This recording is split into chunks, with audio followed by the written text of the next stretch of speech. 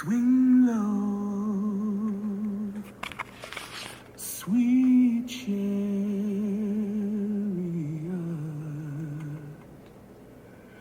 coming for to carry me home. Swing low, sweet chariot,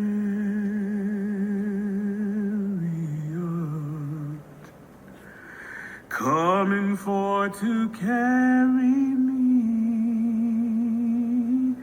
home.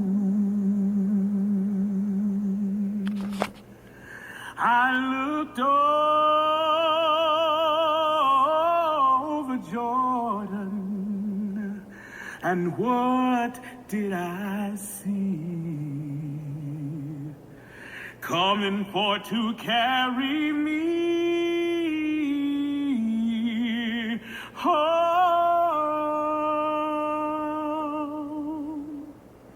I saw a band of angels coming after me, Great Lakes region, the Detroit coming River, for both to shores, carry been me. inhabited by indigenous peoples. They live and give to their communities here today just as they did and made room for us eons ago, centuries ago. Where we are right now is in the middle of, it's the pulse of the Great Lakes region. There are two dominant linguistic cultural groups from this area. The Haudenosaunee, named by the colonizers the Iroquois, specifically within the Iroquois, and the Wendat, who were named the Hurons by the French colonizers. And then we have the Anishinaabe people. In this area, right where you are now, this is the treaty land of the Council of the Three Fires of the Ottawa, the Potawatomi, and the Ojibwe. So I want to make that acknowledgement today. And I want you to help me make that acknowledgement. And in making it, we say to ourselves, what is my role? I acknowledge this land acknowledgement and this gap between intention and action for equity-seeking ways in our communities to strengthen us. What can our roles be individually in our lives to help make those relationships stronger? And I leave you with that. Thank you. Let's now begin with the United States Postal Service dedication ceremony for the Underground Railroad Forever stamps. My name is Jake Lusacker, and I'm the industry co-chair for the Detroit Postal Customer Council. I'm honored to serve as the Master of Ceremonies today. Quick little fun fact about myself. I've been in the mail business now for over 15 years, but I went to school originally for history. So this is certainly a passion project for me as well.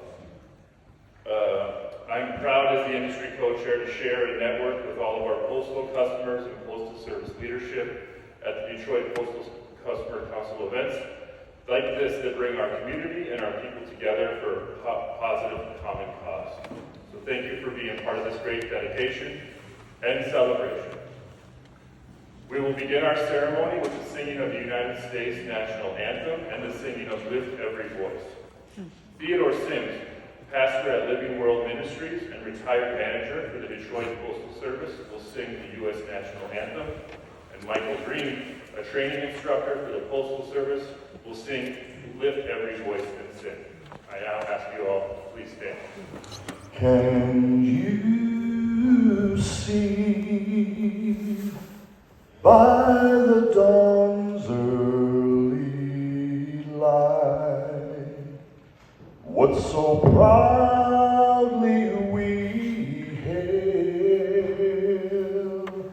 at the twilight's last gleaming, whose broad stripes and bright stars through the perilous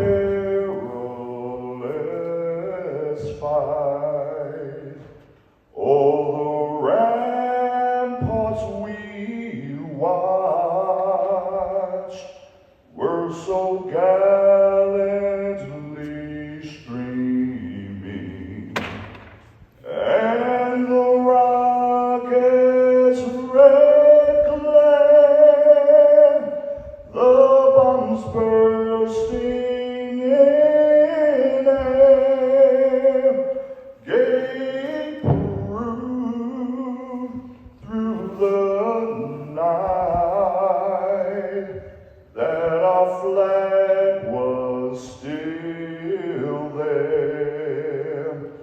Oh, say does that star-spangled banner over the parade.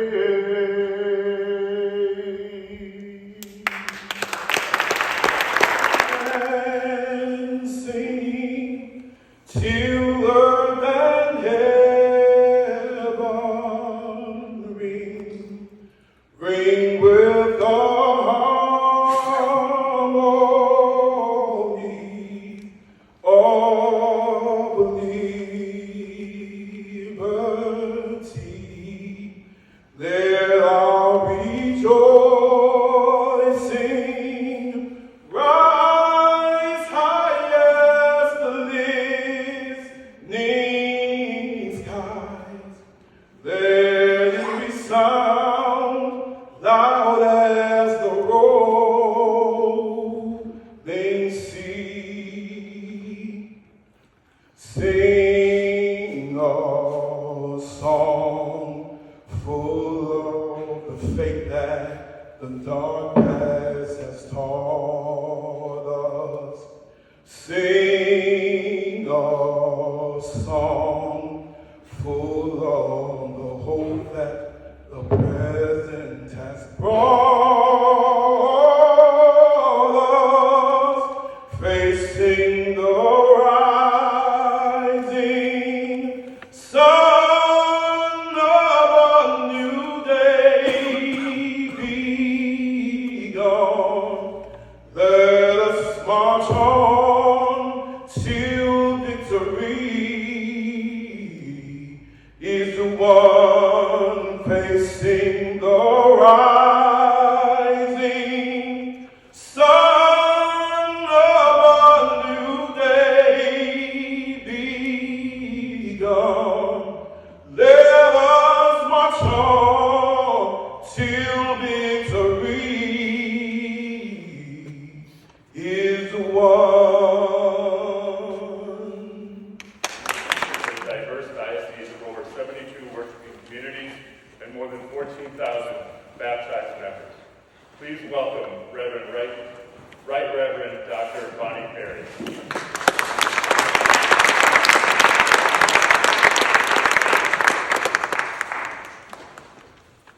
Thank you, friends.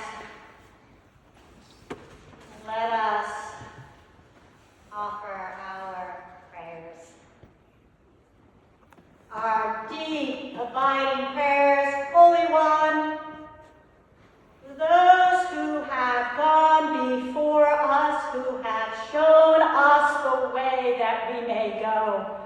May we embody all that they have. May we risk our lives for those who are in need.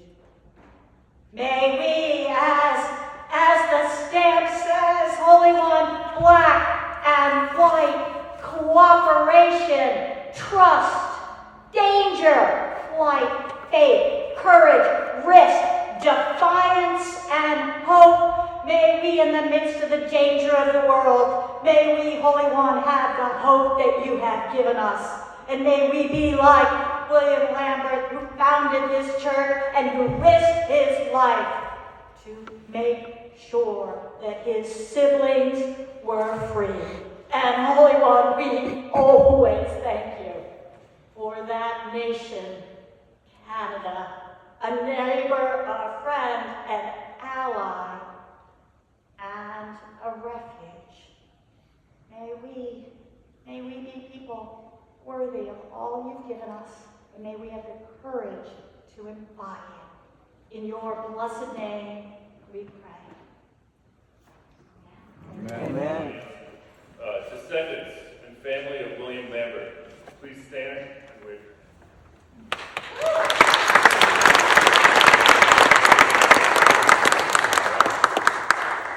It is now my pleasure to introduce the Postal Service dedicating official, Ron Morris. Ron currently serves alongside me as the Postal Co-Chair for the Detroit PCC. Ron Morris was appointed Executive Postmaster of Detroit Post Office Central Area on June 3rd, 2023.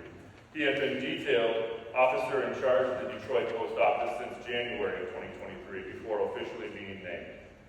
He began his postal career 26 years ago as a part-time flexible clerk in Pontiac, Michigan. Ron's previous leadership positions was as a manager, Post Office Operations, Michigan 1 District. He held positions of increasing responsibility, including supervisor, customer services, manager of customer services, and as postmaster, serving all positions in Michigan, executive positions including plant manager, Detroit Processing and Distribution, and senior plant manager, Michigan Metroplex in Pontiac, Michigan. As the Detroit postmaster, Ron is responsible for overseeing a workforce of over 1,800 employees working at 27 postal facilities, serving an estimated population of more than 600,000 people. The Detroit Post Office provides service to approximately 447,000 delivery points through 788 delivery routes daily. Ron earned a bachelor's degree of administration from Baker College, and he has a graduate of management leadership program, executive foundations, and executive leadership. Ron is also a retired from the United States Army after 20 years of service. Please join me in welcoming Ron Morris. It's a very, very special day. It's a beautiful and glorious day. On behalf of the U.S. Postal Service, I am pleased to present our new forever stance commemorating the Underground Railroad, a secret network of individuals who helped thousands of slaves escape to freedom before the Civil War ended in 1865. Included in the collection of 10 men and women honored in these stamps is William Lambert, a man whose humble yet heroic legacy brings us all here together today, including the descendants and family of William. What a privilege it is to celebrate this with you all today. We are also honored to have the opportunity to hold this special dedication in Detroit, a significant location for the Underground Railroad. I want to thank the clergy and members of St. Matthew's and St. Joseph's Episcopal Church for hosting the ceremony, Kimberly Simmons and the Detroit River Project, and our own Detroit Postal Customer Council for partnering to bring awareness to the Underground Railroad for our neighbors. I know our special guest speakers will help you learn more about William Lambert and the work being done in the Detroit River Project. The flight to freedom was difficult and exceedingly dangerous, and sometimes occurred just ahead of slavery. The Underground Railroad was supported by ordinary people, including free blacks in both the North and the South, and some religious groups, especially the African Methodist Episcopal and Quaker denominations, as well as abolitionists in the North and Native Americans in the Midwest. From the time slavery was introduced to the colonies until abolishment in 1865, enslaved people made ceaseless efforts to escape the treaties. The flight to freedom, whether by foot, horseback, carriage, wagon, boat, was very difficult and exceedingly dangerous. In name only, the Underground Railroad started as a loosely organized secret network of courageous and imaginative freedom seekers and the brave operatives who helped the system. It was powered not by coal, but by human courage. As railroads grew in the 1830s and 1840s, the secret network adopted their terminology, station masters conductors assisted passengers traveling from one station to another on the Underground Railroad. Over time, the network coalesced into a well-organized system as it responded to the increasing numbers of freedom seekers and corresponding rise in attempts to court escapes. The Underground Railroad stamps recognize the courage of the people who resisted slavery. Most remained anonymous, but some left their mark on history. With these stamps, we have honored 10 of these men and women, including William Lambert, our Harriet Tubman, Thomas Garrett, William Still, Harriet Jacobs, Jermaine Logan, Catherine Putnam, Lewis Hayden, Frederick Douglass, and Laura Helen.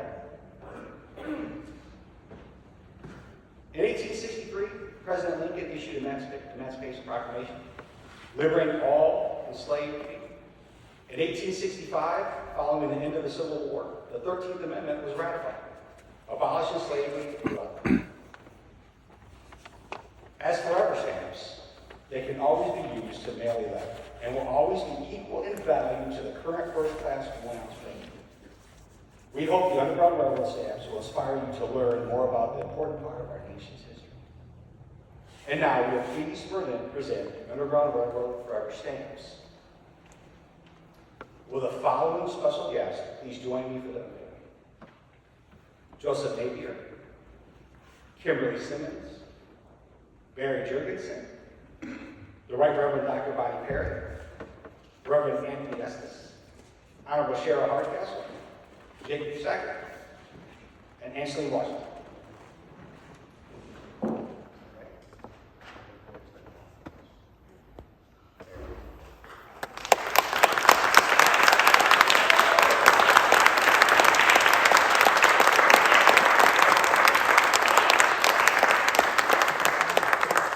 We are honored to have our keynote speaker, a descendant of William Lambert, Christina Streety Napier, be here today, but unfortunately due to illness, her husband, Joseph Napier, will be speaking. Author Christina Streety Napier is a great-granddaughter 3 times of abolitionist Mr. William Lambert. She is an avid family genealogist who has taken a special interest in researching the Underground Railroad and her family's personal contributions.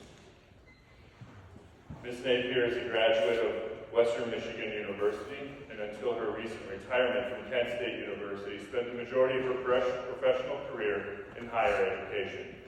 Ms. Napier, like the Lambert family, has preserved the family entrepreneurial spirit, having also been an owner-operator of the clothing design and dressmaking shop. Ms. Napier is a wife, mother, grandmother, minister, public speaker, proponent of civil rights issues, NAACP activist, and an award-winning poet. Ms. Napier brings an introspective view of the life of Mr. William Lambert. The Lambert family made numerous contributions to the Underground Railroad, the African American Mysteries, the Order of Men of Oppression, as well as the courageous fight for civil liberties and education for citizens of color in the state of Michigan. She has been sought after for speaking roles including participating in the interviews at the Charles H. Wright Museum for African American History and as a panelist at the American Underground Railroad Story Symposium at Wayne County Community College District. Christina Streety Napier was also a member of the Detroit 300 International Underground Railroad Monument Collaborative Committee in 2001. It is with great pleasure we welcome her husband, Joseph Napier. Thank you.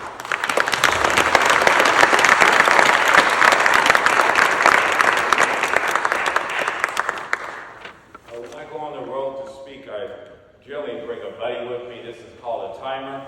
I respect your time, everybody's time, even my time. So, a buddy here, I'm going to engage it. I've been given 15 minutes. The clock convinces because I don't want to be too long. Today is a very emotional day for me, as you can imagine. My wife had planned to be here. The health turned bad, and she could not. So she asked me to also go, please, and represent. So here I am. Usually I'm in the background, off her shoulder. She's the one to speak. Today I'm going to invoke a little emotion, hopefully, in what I'm about to say. I want us to look at Mr. Lambert as an ordinary person, much like you guys. Mr. Lambert, the work he did, he was so humble and so modest in what he did. A lot of people didn't know what he did. If he had not been interviewed by the Detroit Free Press a few years before he died, his memories and a lot of things he did would have went to his grave. They interviewed him, and at that interview, they took the picture, which I brought today, a series of 3 different photographs. He didn't even do photographs. And on that day, they told him, Mr. Lambert, we're going to interview you. So come with me back in time a little bit, as you can imagine when they invoked him and they came to him and said, Mr. Lambert, we would like you to speak. I would like to interview you, and I would like you to speak on what you did. When you served 30 plus years, you did around 34 years in the Underground Railroad movement, if you can imagine.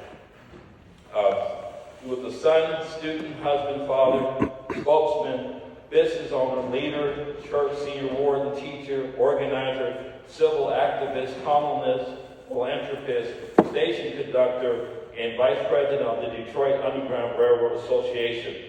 Mr. Lambert, as you can see, was no ordinary man. He accomplished many things in his life. He burned literally 2 candles at the ends. I can't even imagine. I would often think that Mr. Lambert probably only got 3 or 4 hours of sleep a night, because a lot of people knew him during the daytime as a shop owner. He owned a tailor/dry cleaning shop, but they just knew, hey, Mr. Lambert, how you doing? But a lot of the general public here in Detroit didn't know what he was doing. At night, he was so humble, but at night, Mr. Lambert would switch into his abolitionist ways. The cloak of darkness, they call it. It was, for him, a spark where he could really shine, because he didn't garner and want the spotlight. He didn't seek the spotlight. He came here as a cabin boy initially at 14 years of age, and when he stepped off the boat and came to what was early Detroit, he thought, "Oh my God, what a city! This city's really taken off." So one day I want to come back here. So if you could imagine, with me, still stay with me, a young boy of 14 arriving on the shore here for the first time and looking at all this and taking it in. Detroit was growing. It was rapidly growing. And he said, I would like to come back here one day. And he did. 9 years later, at age 23 roughly, he came back here to make Detroit his home. Of course, he transferred from his birthplace, which was Trenton, New Jersey, but Detroit became his adoptive home. He was a humble man, as I mentioned, who just didn't want to be in the spotlight. By day, he did his shop owning and doing his thing, meeting people out on the sidewalk, if you will. He also, if you will, as a little boy, and this is where his abolitionist roots took off, if you will. He said as a boy, he asked the question, shouldn't all people have their freedom? Why are certain people having their freedom taken away? Everybody should be free. This was the beginnings of his abolitionist roots. Mr. Lambert, as a child, he had the ability, and I can speak a lot of it, Mr. Lambert had the ability to learn rapidly. He grew up near, if you will, a community of Quakers. And because of that, he was able to go to Quaker schools at a very young age, learning a lot. The leadership at the school saw that Mr. Lambert was an exceptional student, if you will. So exceptional that they, if you will, gave him a private teacher, so to speak, who happened to look like most of us. He was an African-American man. And he would become William's mentor, friend, and all that, Homer Francis. And he was able to stick by this adult, learn and soak it in, take it all in. So Mr. Lambert was training to be an abolitionist at a very young age. Can't you see that? At a very young age, because he had this disdain against slavery. He said, this is not right. Now, give you a little backstory. His father was born a slave, and he had to purchase his own freedom, which he did eventually. And his mother was born free. But William saw very early the difference between those who are free and those that had to either buy their freedom or they lived the rest of their lives as slaves. Could you imagine that? So he said, one day I want to do something about that. So at a very young age, William came to Detroit to do work. At 23 years of age, he got off the boat to stay here, to make Detroit his home. And he said, you know what? I'm going to do some work, and these people, they don't know me now, they're going to get to know me, so to speak. Because as soon as William came here, people immediately took notice to him and said, who is this dude, man? This well-spoken, well-dressed, a man that stood upright, who was a very proud man, but very smart man, and he was a businessman too. Instantly, he became a role model for Detroit. But more than that, he became a spokesman for the African American community who were here at the time. If you can imagine back then, in the 1840s, there weren't a lot of African American citizens that could read or write, especially like Mr. Lambert. He was very proficient, very statesman-like, if you can imagine.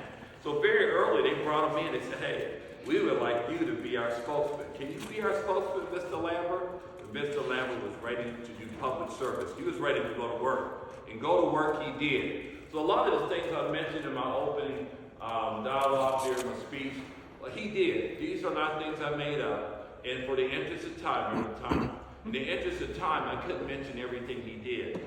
He was a universal man in that he didn't just do one thing. If you could imagine the alphabet from A to Z, how many different letters there are in the alphabet, Mr. Lambert was kind of like that. He didn't just do one thing well, he did a lot of things exceptionally well.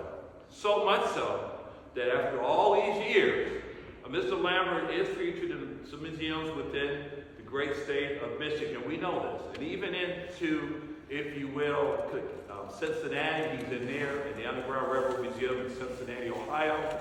That's where his wife was from, Julia Riddle. And with that, he came here, settled in the Second Baptist Church. If you can go where Second Baptist Church is in Greektown, he was a patron there, if you will, church mate. And at some point, him and the Reverend at the time, William Monroe, they left Second Baptist and they established St. Matthew's Church. They wanted an Episcopal church, which was different. Back then it was a lot of Baptist. But he wanted to do something different. So his convictions took him from the denomination that he started with. Could you imagine how brave that was? He was a pioneer. He left the denomination he was with. And with the Reverend of Second Baptist at the time, they both left and started St. Matthew's. That's what they did. So when I paint the picture of William Lambert and what he did, I have to also talk about what he did behind the scenes. Most people, as I mentioned earlier, didn't know what he did. They just knew he was a cool cat. You know, he knew how to make suits. You know, he was a professional tailor by trade. And also they knew he got in early on the dry cleaning processes.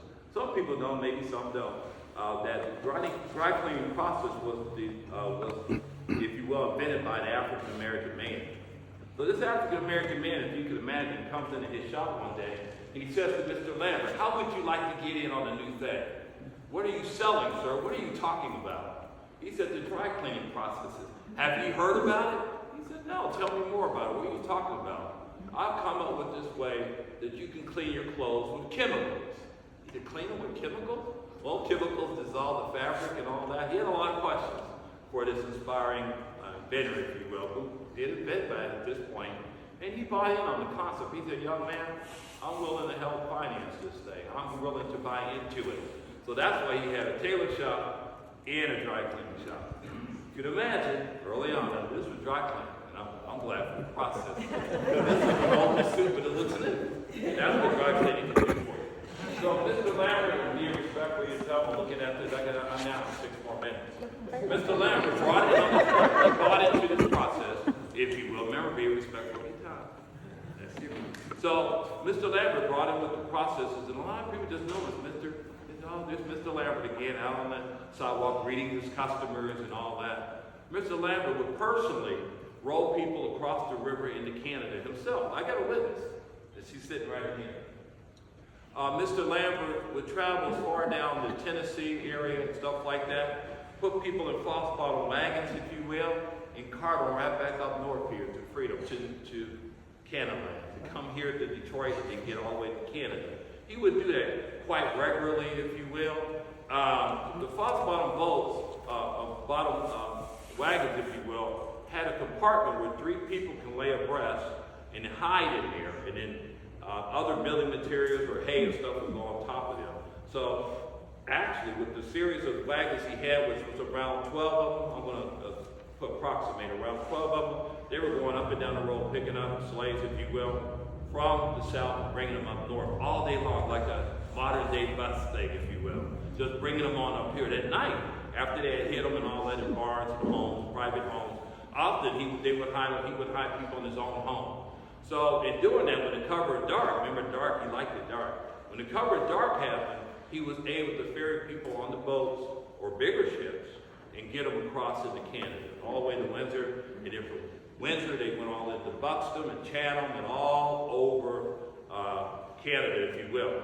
Now I have to say this, if you would go to Canada today, you could find ancestors from those people that he ferried across into Canada, there settled, established, but they could almost, if they look back in time, they would dare say, oh my God, he got us here. What would our life have been like? Or would we had even been born? So the question had to come up at some point, would I have even been born? What would my life have been like? So Mr. Lambert was very industrious. He did a lot of things, came to the aid and defense of a lot of people, if you will. Snuck the Blackburn family out of the jail, got them out kind of cleverly. Kim knows the story. Got them out, and made their escape and their flee to Canada, where now they realize why they should have stayed hidden. But Mr. Lambert came to their personal defense, putting his reputation on the line, putting his life on the line, if you will. Mr. Lambert was, to go back to humility, I have to stay on that word humility. He was so humble, if you will, that a lot of people did not know what he did, didn't talk about it much. And I am just, here's with emotion.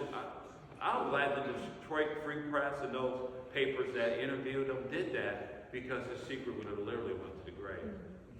I admire this picture over here. That's one of my best ones. That's why I had it blown out. That's one of the best ones. But Mr. Lambert stared at the camera's lens for the first time. He was a very wealthy guy, actually, by doing his tailor shop, his dry cleaning and all that. Mr. Lambert accumulated some money. I got 2 minutes. Mr. Lambert accumulated some money. He left his family well off. He was a millionaire. He really was. For him to build the church, as he did, with a few other investors, but most of the money was his own to build the original St. Matthew's, which is now where Ford football field is. There's a corner of Ford football field that lies where the original St. Matthew's was. And if you ever want to visit that, go down and you'll see a placard on the corner, the outside corner of Ford football field that pays tribute to that fact. That's where the original St. Matthew's was. So in closing to you, dear people, now I'm standing up and I'm looking at you people. I'm thinking that when Mr. Lambert came here this many years ago, and he looked out onto Detroit and he saw a lot of people that looked like him, oh my God, I mean, it had to just fill his heart. It just put gas in the gasoline tank to fuel his efforts and what he was going to do. He said these people need to learn, be educated so they can live better lives.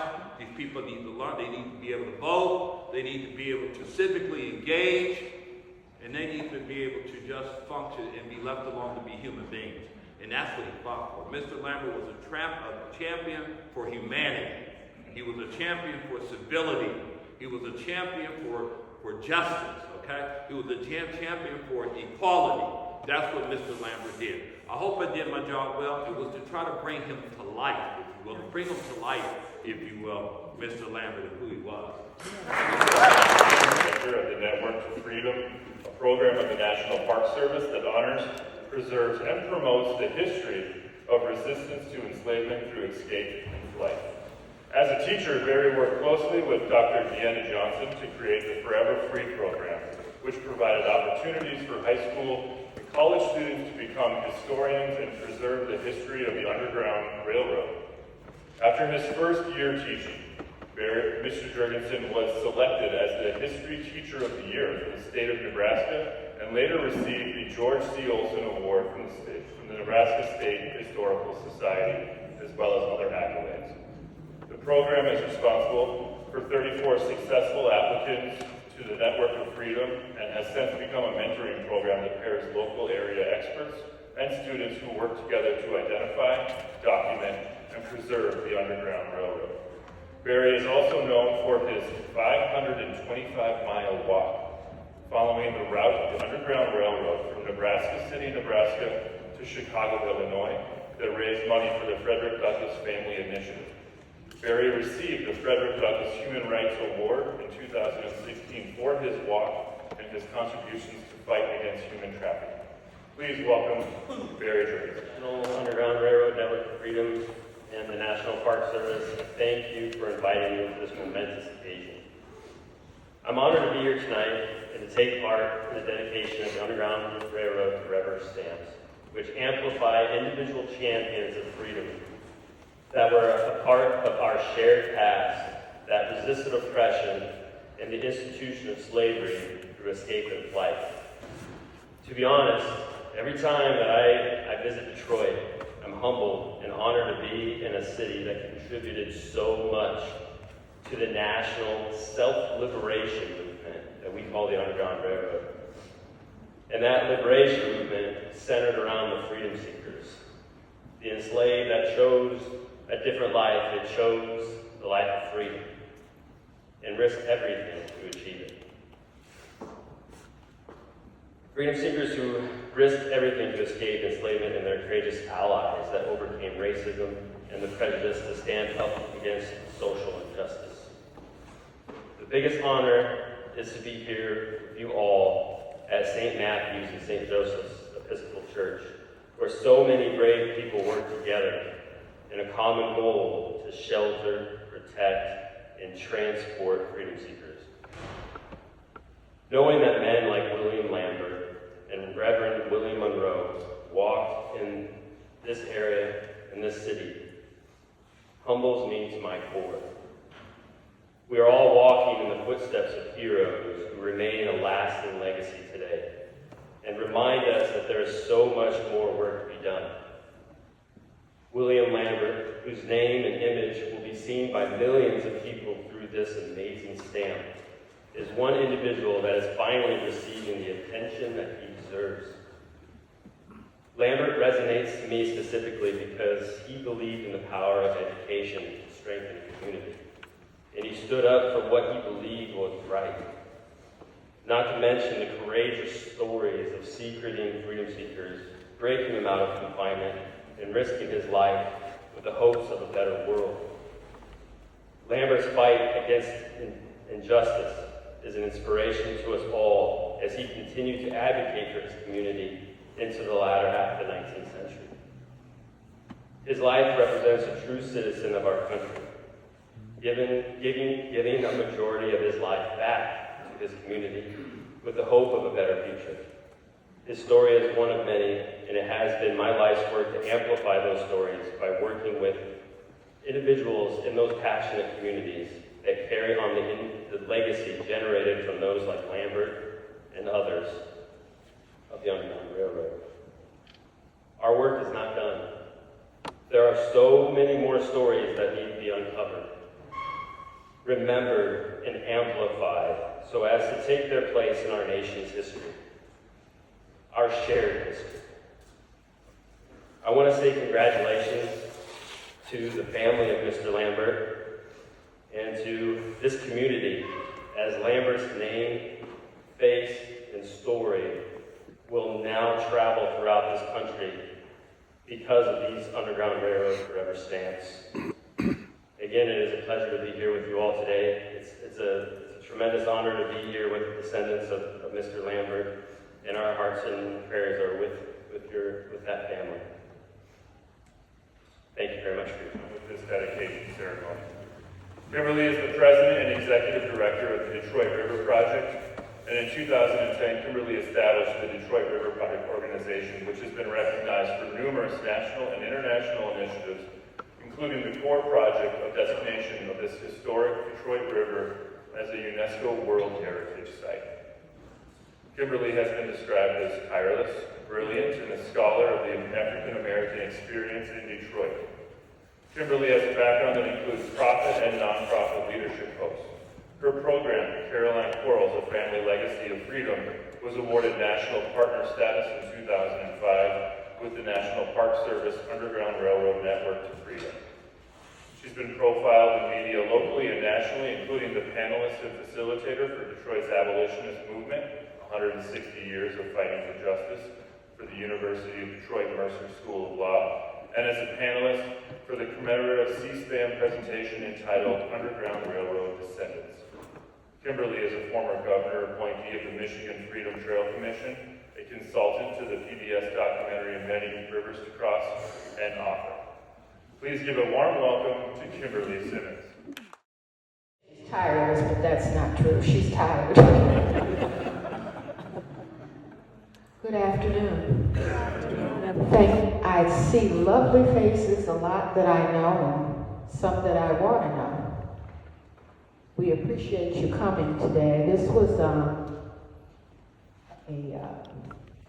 originally we were going to have Christina Street Napier here speaking her truth about her ancestor.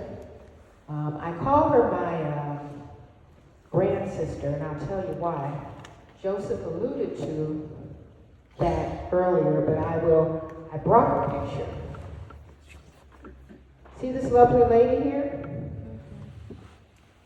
This is Caroline Quarles, became Caroline Quarles Watkins, once married in 1844 to another freedom seeker named Allen Watkins.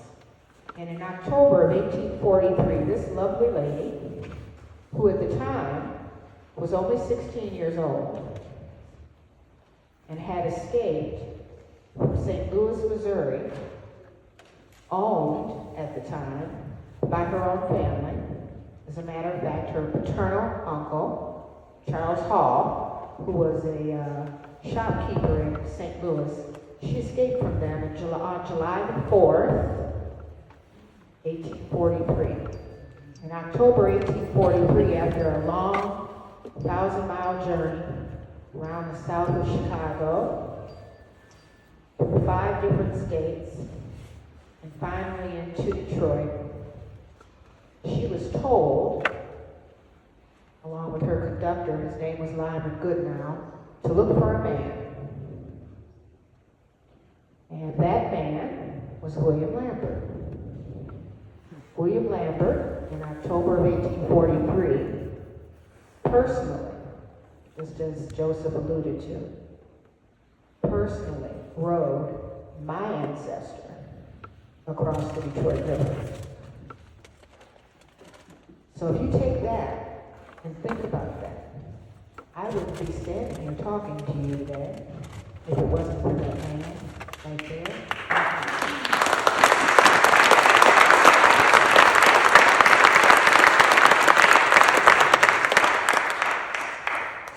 The Watkins family on the Canadian side of the border has been here since 1833. 1833, they can't get rid of us. 191 years. Carolyn arrived in 1843 and married Allen Watkins and created the Watkins family. We are one of the oldest African Canadian families in Windsor, as it's told, and also happen to be the only family in Sandwich, which is the west end, the oldest end of Windsor, that actually has a street named after us. Because we've been agitated since we got here. I honor her today, and I honor Mr. Lambert, to whom I owe my life. It's kind of hard to, it's odd to be able to say that, because we all say, I owe that man my life. Because without him and that rowboat, I wouldn't be standing here. So I'm going to ask a question I ask of all my children when I speak to them, the old folks when I speak to them, and I offer this question to you for you to think about for the rest of the day. What does freedom mean to you? What would you do for it? And I'm going to ask you to think about that today. Freedom is a really, really big word. What I've been doing for the last 21 years is to elevate the stories that we're celebrating today. In particular, we're celebrating a man who has not seen his due. But guess what? As was just said, millions of people are now going to see his likeness. There are many stories that haven't been told. There were approximately 100,000 people that escaped using what is known as the network of the Underground Railroad. And out of that 100,000, anonymous, mostly, we estimate anywhere from 30 to 35,000. I'm going to repeat that. 30 to 35,000 people crossed. What a 10-year-old told me, Miss Kim, that's not a river, it's a strait. Oh, we're wrong. You know, it's adults. We don't think right. But over our 32 miles of river during the course of the Underground Railroad, that's a third of all of the escapes known happened here at our river. So if you're going to look for a definition, I pose to you that this place is about freedom. We all came here because of freedom, personal, economic, human rights have met at that river. Hence, my 21 years, about 15 of them spent working on what we hope to be a UNESCO World Heritage designation for our river, an international border shared by two countries who believe that freedom happened at our river. One thing that Joseph did mention, out of the many accomplishments that Mr. Lambert had, and I say this, and I'm not stumbling in my words, Mr. Lambert funded Harper's Ferry. The raid on Harper's Ferry. He was a very good friend of John Brown. They had two meetings that surrounded this question. One was in Chatham on May the 8th, May the 8th, 1858. He was made treasurer at the time of what was called the Chatham Convention. Chatham is about 40 minutes outside of once you get across the border. Decision was made, officers were set up for a new world order, a new country. Later, March the 12th, 1859, in downtown Detroit. And I want all of you, when you're downtown the next day and you jump off that 375 exit heading toward one of the many venues, you go down Congress, you're going to pass on the right, and you may not have ever really realized there's two markers there. And one of the markers is to the John Brown and Frederick Douglass meeting, which happened on March the 12th, 1859. Knockdown, dragged out meeting over were they going to go to Harper's Ferry. That happened in Detroit.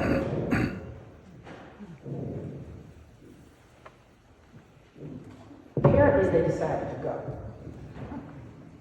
They weren't as successful as they thought they would be, but they went in the cause of freedom. In the cause of freedom. Freedom lives in this place. We forget sometimes. But freedom lives here at our river. We are here to celebrate that event today with our own Detroit hero. And I'll take all comers if you want to work towards getting that river designated. We're working, it's long odds for it to happen, but Canada wants this to happen yesterday. Yesterday. And I kid you not. So I will leave you with that question. I want you to think about that. I want to thank the United States Postal Service, the Detroit Postal Council, Mr. Morris, our postmaster, and all those unsung heroes, like one sitting over there, Carol's there, for joining us in a partnership for something that should have happened. Mr. Lambert was a real big deal, just like Detroit is. We are a real big deal. So we thank you for coming today. We have a little refreshments downstairs. We thank The Detroit Postal Customer Council board members will have a table to talk to you more about other great events and learning opportunities we have with the Postal Service, and hopefully sign you up as a member as well. Visit the Detroit River Project table to learn more about their organization and history. And as this is such a significant event, our speakers will be at a table to autograph please. We also have some light refreshments as you network and fellow with the attendees. I want to thank St. Mathew and St. Joseph Episcopal Church, Reverend Anthony Estes and the Right Reverend Bonnie Perry for your hospitality in hosting this event. Thank you to our singers and speakers, Joseph Napier, Barry Jurgensen, Cheryl Hardcastle, Ted Sims, Michael Green, and of course, thank you, Kimberly Simmons, representing the Detroit River Project. Finally, I want to thank the Michigan One Postal Service, Detroit Postmaster Ron Morris, Station Manager Anseline Washington, and all the staff behind the scenes who worked tirelessly to perform the task to set up this special dedication and make it successful. It was my pleasure to be your Master of Ceremony, and this concludes today's event. Thank you very much.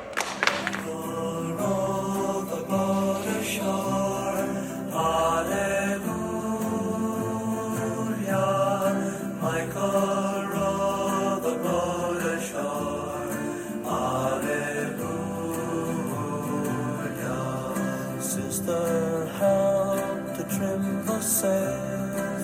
Hallelujah. Sister, help to trim the sails. Hallelujah. Michael rowed the boat ashore. Hallelujah. Michael rowed the boat ashore. Hallelujah. The river Jordan is chilly and cold. Hallelujah. Chills the body, but not the soul.